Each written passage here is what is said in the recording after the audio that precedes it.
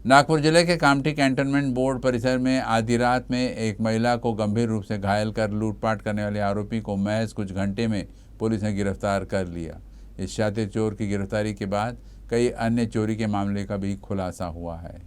गेल्या 8 दिवसापूर्वी कंटोनमेंट भागामध्ये एका घरामध्ये एक चोरीचा प्रकार घडलेला होता। त्याच्यामध्ये IPC कलम 397 प्रमाणे गुन्हा दाखल केला होता।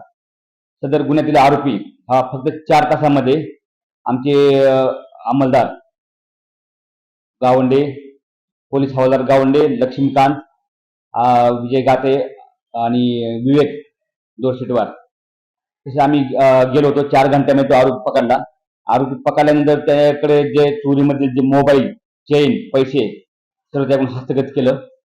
त्यानंतर तपासामध्ये चौकशी केल्यास त्यांनी ज्या नागपूर भागातून तसेच कामठीच्या इतर भागातून ज्या बाईक चोरी केल्या होत्या त्यातल्या 5 बाईक आम्ही रिकव्हर केलेल्या आहेत आणि अजून सुद्धा त्यांनी बाईक काही चोरलेले निष्पन्न झालेले आहे, पण तो सध्यापर्यंत तपास चालू आहे।